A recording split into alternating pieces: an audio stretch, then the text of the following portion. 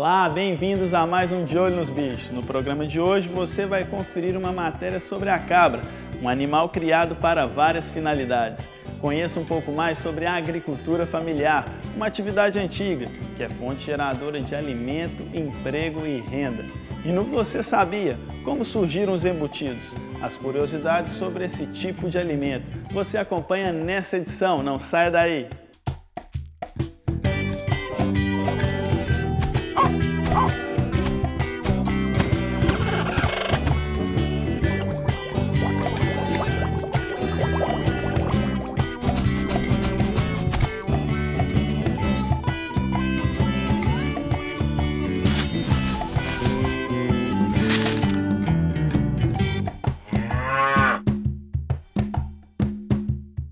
A caprinocultura consiste na criação de cabras, bodes e cabritos, visando a exploração de produtos como o leite, a carne e o couro. No Brasil, esta atividade ainda não possui a mesma dimensão da bovinocultura, mas o que pouca gente sabe é que o leite de cabra é muito benéfico para a nossa saúde. É o que você confere na reportagem de Maria Luísa Matar. Forte e robusta, a cabra é originária da Ásia, África e Europa. Ela foi um dos primeiros animais a serem domesticados e hoje está presente em praticamente todos os países. No Brasil, ela chegou na época da colonização. Algumas cabras que vieram da Europa e mesmo da África foram levadas para o Nordeste e lá surgiu uma raça específica, ou surgiram raças específicas, características que tem abundantemente no Nordeste. Por exemplo, hoje, o Nordeste detém cerca de 90% do rebanho brasileiro. A cabra é uma boa aposta para os criadores. A vantagem deste investimento está no pequeno porte do animal, sem falar do baixo custo de manutenção. Uma característica marcante da cabra, que juntamente com ovelhas são classificados como pequenos ruminantes, diz respeito à prolificidade. O que é isso? Ela não pare a cada vez apenas uma cria.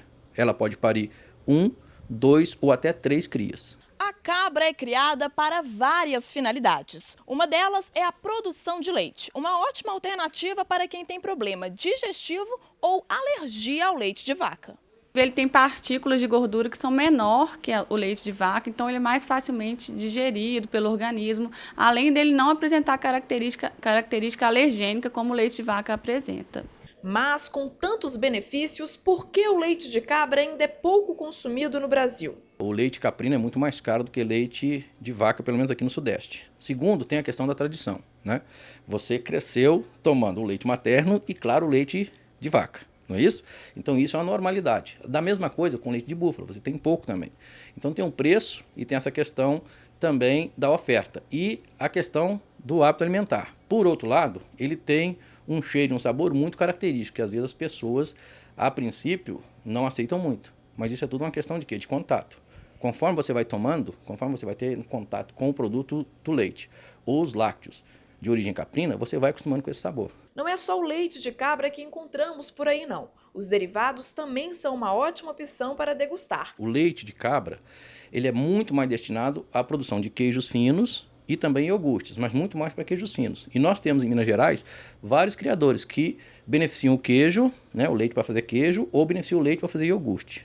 É o caso de José Osvaldo. Criador de cabras há 30 anos, ele vende leite e derivados e garante a criação de cabra vale a pena. A cabra é muito simples, sabe? Elas são muito resistentes à doença, elas dão um bom retorno, produz muito leite, né? Produz, que aí a gente faz iogurte, queijo, produz também carne.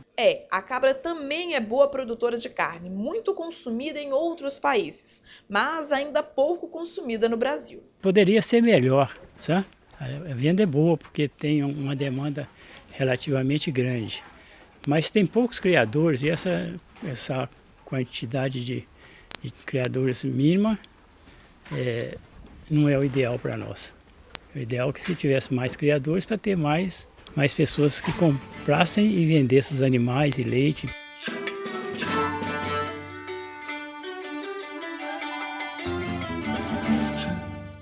Embutidos, como linguiça, salsicha e salame, fazem parte da refeição de muitas pessoas.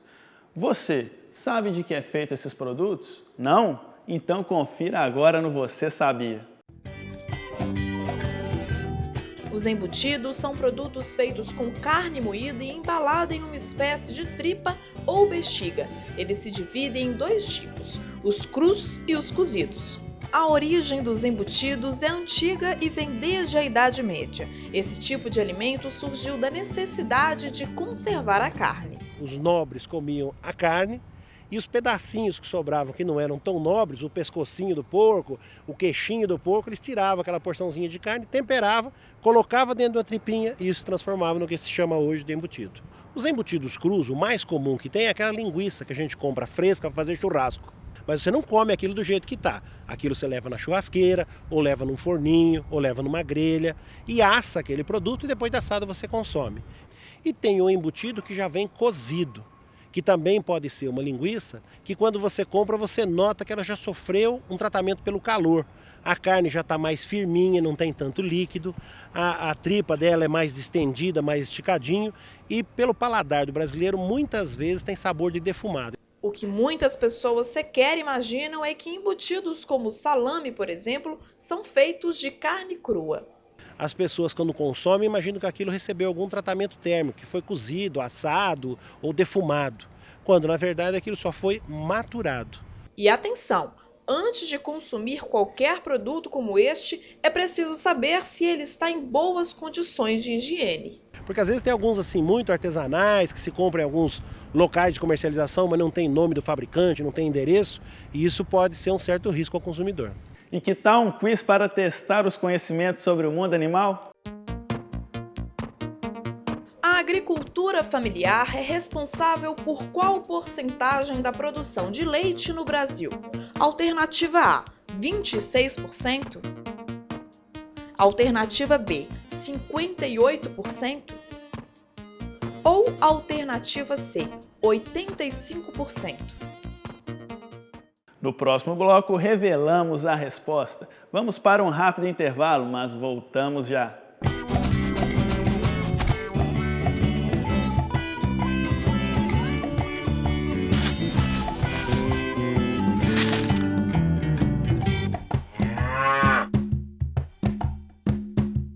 O curso de Comunicação Social da UFMG, ele é um curso que mantém, assim, em termos de estrutura, as habilitações tradicionais dos cursos de comunicação. Quer saber mais sobre esse ou um dos outros 80 cursos da UFMG? Acesse www.ufmg.br/Mostra das Profissões e escolha o seu futuro. Mostra Virtual das Profissões UFMG 2011. Universidade que inclui você. A FUNP desenvolve programas de assistência para facilitar o acesso à alimentação a todos os estudantes da UFMG. São 4 restaurantes universitários com capacidade para servir 9.200 refeições diariamente. Os estudantes assistidos pela FUNP pagam 75 centavos por refeição e ainda tem café da manhã gratuito. As refeições são de excelente qualidade nutricional, com cardápio variado e balanceado. FUNP, há mais de 80 anos, criando novas oportunidades para os estudantes da UFMG.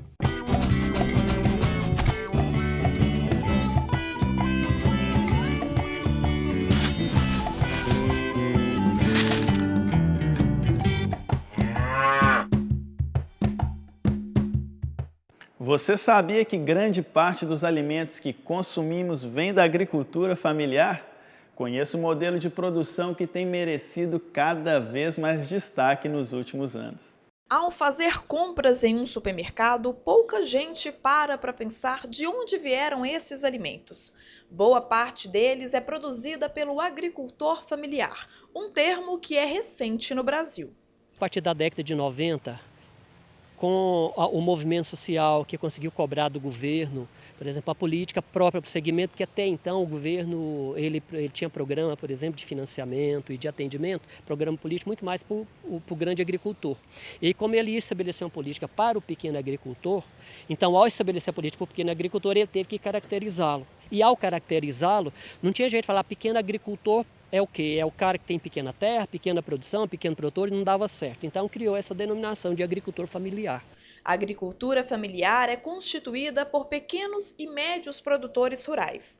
Aqui a família trabalha junta, com ou sem a ajuda de terceiros, e é do alimento produzido que o agricultor tira o sustento. Ele come o arroz que ele produz, ele toma o leite que ele produz, e o queijo que ele produz. Então ele produz o produto que é dele, para ele se manter, para a subsistência dele, e produz também um excedente que ele vai levar para o mercado. Só em Minas Gerais, esses pequenos agricultores são responsáveis por 83% da produção de mandioca, 47% de milho, 44% do arroz e 32% do café. Na Superagro 2011, os visitantes puderam conferir uma variedade de produtos da agricultura familiar. Nós temos 52 agricultores em 26 estandes, onde temos uma diversidade de produção, tanto da parte de alimentos como de artesanato. Nesse estande, os doces vieram direto do interior de Minas. A minha mãe começou a brincar de fazer doce e depois eu vim conhecer o produto e me interessei. Eu morava em Belo Horizonte, há 3 anos saí daqui, fui para lá e no qual estou ajudando. A minha mãe tem 3 anos. Wellington veio da cidade de Medeiros, região da Serra da Canastra, para expor a produção de queijos. Atividade que aprendeu com o pai e que exerce há 20 anos. Meu pai sempre mexia com produzir queijo e tal, aí eu já continuei o ramo, só que eu ainda faço uma coisa a mais, comercializo também. Outra forma do agricultor familiar se inserir no mercado de maneira mais eficaz é se aliar à tecnologia.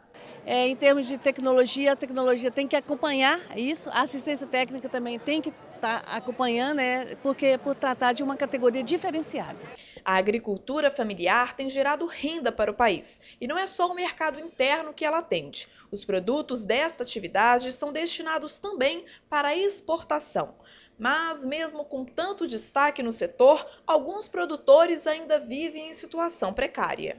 Essa situação de penúria dele é alvo de política do próprio Estado, para não deixar que haja marginalizado e para que não haja também a migração. O êxodo rural, por exemplo, foi muito famoso no Brasil, que o agricultor, pelos problemas que ele tem lá no campo, então ele migra para o meio urbano, é um problema social grave. Está na hora de saber a resposta certa do nosso quiz.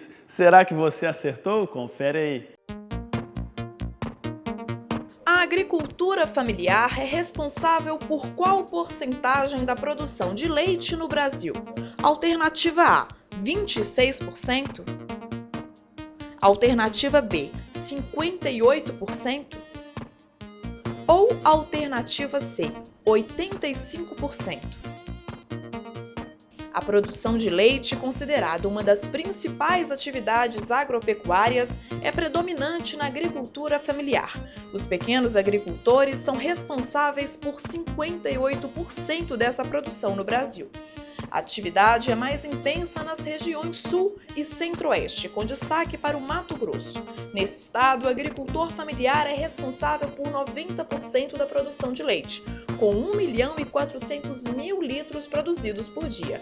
O que reforça o cenário positivo é a vasta extensão territorial do Mato Grosso.